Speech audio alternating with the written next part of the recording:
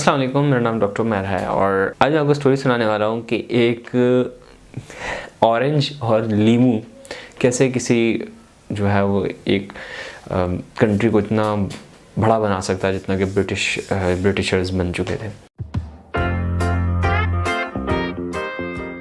Britishers की एक ज़माने में जो गवर्नमेंट थी वो ऐसी गवर्नमेंट थी कि उसकी एक तरफ सूरज होता था और दूसरी तरफ शाम होती थी। तो इतनी बड़ी गवर्नमेंट ब्रिटिशर्स ने बनाते, तकरीबन 2/3 दुनिया के ऊपर एक वक्त तक इनका कब्जा रहा। और इसकी सबसे बड़ी वजह होती थी उनकी नेवी। ठीक है, ब्रिटिशर्स के पास सबसे पावरफुल नेवी होती थी और उस नेवी को पावर देने के लिए और उनके पास इतनी पावर क्यों होती थी, ये चीज़ समझने के लिए ना आपको थोड़ा सा ना मेडिकल के फैक्ट्स की तरफ जाना पड़ेगा और आपको पता चलेगा कि एक विटामिन कैसे एक जो है पूरी किंगडम और पूरी एक बहुत बड़ी जो है वो लेगेसी क्रिएट कर सकता है, एक कितनी बड़े एम्पायर, ब्रिटिश एम्पायर क्रिएट कर सकता है कि जितना विटामिन सी ने करवाया। तो बात करते हैं, आज से 2021 चल रहा है, हम चलते हैं आज से 300 साल पीछे, हम चलते हैं सन 1700-1600 के अंदर।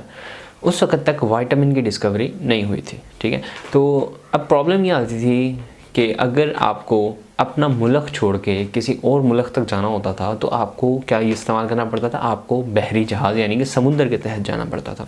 ठीक है, अब समुंदर के जो रास्ते होते थे वो 1 या 2 दिन के तो होते नहीं थे, वो चलते थे महीनों से सालों तक।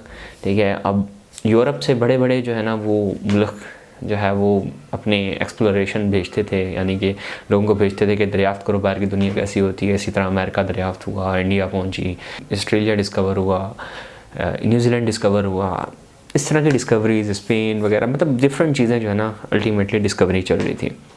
लेकिन एक चीज़ जो बड़ी लैगिंग थी वो ये था कि आप डिस्कवरी के लिए तो किसी को भेज सकते हैं, ठीक है, लेकिन आप बहुत बड़ी एक फ़ौज नहीं खड़ी कर सकते कि जो एक फ़ौज समुंदर के अंदर महीनों लड़ सके।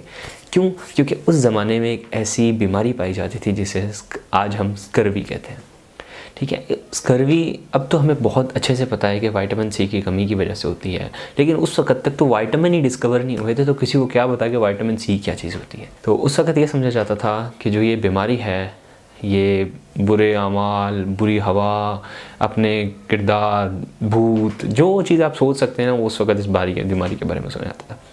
ठीक है, और इस बीमारी में होता क्या था, जिस्म के ऊपर जो है वो धब्बे पड़ना शुरू हो जाते थे, जिस्म के अंदर ब्लीडिंग शुरू हो जाती थी, दांत से खून निकलना शुरू हो जाता था। तो बल्कि एक हॉरिबल किस्म की, बड़ी भयानक किस्म की बीमारी है स्कर्वी। ठीक है, लेकिन अब हम जानते ही नहीं कि स्कर्वी होती क्या चीज़ है। ठीक है, तो उस ज़माने में जहाज़ पे, जहाँ पे आपको खाने के लिए सिर्फ और सिर्फ सूखे हुए पीनट्स यानी कि क्या कहते हैं उसको, मटर और गोश्त जो है वो यहाँ तो मछली का मिलता था। अगर मछली ना मिल पाए तो फिर जो है वो पुराने ज़माने में जो गोश्त होता था उसको नमक में रख के तो सुखाया जाता था, फिर वो खाया जाता था। ठीक है, तो यही जो चीज़ें जो होती थी वो अवेलेबल होती थी कोई भी शख्स जो कि बहरी जहाज़ पे सफ़र कर रहा होता था।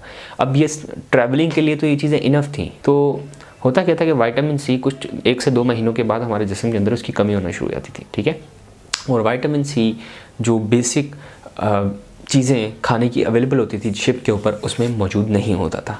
घबराने की ज़रूरत नहीं है, आगे चल के बताऊंगा कि ये मैं जो कहानी पूरी सुना रहा हूँ इसका ब्रिटिश एम्पायर से क्या ताल्लुक़ है, लेकिन आप थोड़ा सा मेरे साथ रहें। ठीक है, यहाँ तक एक बात तो इस्टेब्लिश हो चुकी थी कि आप ट्रेड के लिए तो जा सकते थे किसी और बर्रे सगीर में, हज़ारों जो है ना वो मीलों का फासला तय करके, कुछ महीनों का सफ़र करके, लेकिन अगर आपको जो है वो जंग लड़नी पड़ जाए तो आप ये नहीं कर सकते थे, क्योंकि जंग लड़ने के लिए जो है वो कई सालें जंग चल जाती हैं, बाज़ू का 30-30, 40-40 साल भी जंग चल पड़ती थी।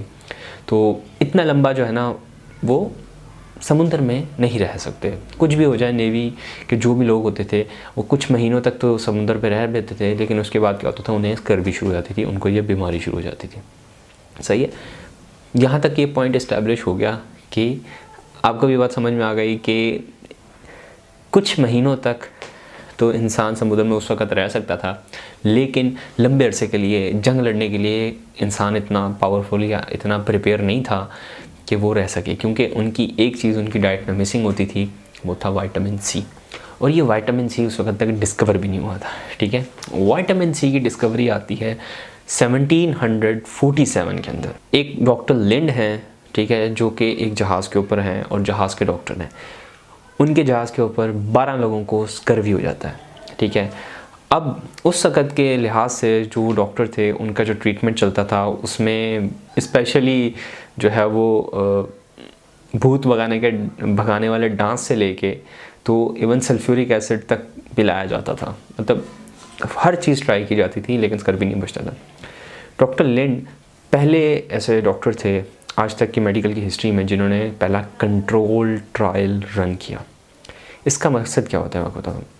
कंट्रोल ट्रायल रिसर्च क्या होती है, इसमें ये होता है कि आप कुछ लोगों को एक ख़ास दवाई देते हो और कुछ लोगों को एक अलग दवाई देते हो, ठीक है। मतलब एक ग्रुप को एक दवाई जाती है, दूसरे ग्रुप को दूसरी चीज़ जाती है। डॉक्टर लिंड ने क्या किया, उन 12 लोगों को 6 ग्रुप्स में तोड़ दिया, ठीक है। उनमें से एक ग्रुप को जो था वो दिया लीमू और ऑरेंज, दूसरे को दिया विनेगर, सल्फ्यूरिक एसिड, एक एक चीज़ जो थी वो सब में जो उस वक़्त के हिसाब से इलाज चल रहा था, स्कर्वी का जो उस वक़्त इलाज मौजूद होता था उन्होंने वो किया। फिर उसके बाद उन्होंने एक चीज़ नोट की, जो लोग ऑरेंज ले रहे थे, ठीक है, उनकी स्कर्वी बेहतर हो गई, उनको उस बीमारी से निजात, उस हॉरिबल बीमारी से निजात जो है वो आना शुरू हो गई, उनका खून निकलना बंद हो गया, दांत बेहतर हो गए, स्किन जो थी वो थोड़ी बेहतर होना शुरू हो गई, तो बाल गिरना बंद हो गए, कम तक काफ़ी सारी चीज़ें उसकी इम्प्रूवमेंट देखी। लेकिन डॉक्टर लिंड ने इस चीज़ को इतना ज़्यादा ख़ास पब्लिकेशन नहीं किए। उन्होंने अपना एक पेपर लिखा, रिसर्च का पेपर, उनका एक 400 पेजेस का पेपर था। उसके अंदर सिर्फ 2 पैराग्राफ में उन्होंने एक छोटी सी बात का जिक्र किया कि मैंने जो है वो कुछ लोगों को लीमू और ऑरेंज दिया था और उसकी वजह से जो है वो स्कर्वी बेहतर हुई। मतलब वो भी इस चीज़ को कोई ख़ास खाते में नहीं ले रहे थे क्योंकि उन्होंने कोई बहुत बड़ी डिस्कवरी कर ली है। फास्ट फॉरवर्ड करते हैं 1795 पे, 1747 में डॉक्टर लिंड ने ये एक्सपेरिमेंट किया, उन्होंने अपनी बुक छाप दी, सब कुछ हो गया। 40-45 साल गुजर गए, ठीक है। उनकी 1794 के अंदर उनकी डेथ हो जाती है। उनकी मौत के 1 साल बाद एक दूसरे डॉक्टर आते हैं, गिलबर्ट। वो इस चीज़ को बहुत ज़्यादा जो है ना वो कहते हैं कि नहीं जी, लेमन का इस्तेमाल होना चाहिए, सिट्रस फ्रूट का इस्तेमाल होना चाहिए, ये इस बीमारी का वायदा है। लेकिन उनकी इतनी कोई सुनता नहीं है। अल्टीमेटली वो किसी तरीके से ब्रिटिश नेवी को, यानी कि जो ब्रिटिश एम्पायर था उसकी नेवी को कायल कर लेते हैं कि वो जितने भी अपने सोल्जर्स हैं, ठीक है, उसको लेमन जूस प्रोवाइड किया करें। सही है। अब लेमन जूस प्रोवाइड करने से क्या होना स्टार्ट हुआ कि ब्रिटिश नेवी, जो कि सिर्फ़ और सिर्फ 6 महीने से ज़्यादा या 7 महीने से ज़्यादा समुद्र के ऊपर उनका कोई सोल्जर बग़ैर बीमारी में मुब्तला हुए नहीं रह सकता था, ठीक है, वो सिर्फ़ एक लेमन जूस की बिना पर कई साल समुद्र में रहना शुरू हो गए। और इस चीज़ ने ब्रिटिश नेवी को इतना पावरफुल बना दिया बाकी नेवीज़ के ऊपर कि ब्रिटिशर्स पूरी दुनिया पे छा गए, ठीक है। कोई भी कंट्री अगर ब्रिटिशर्स के ख़िलाफ़ खड़े होता था तो वो पूरी की पूरी नेवी वहाँ आ जाती थी।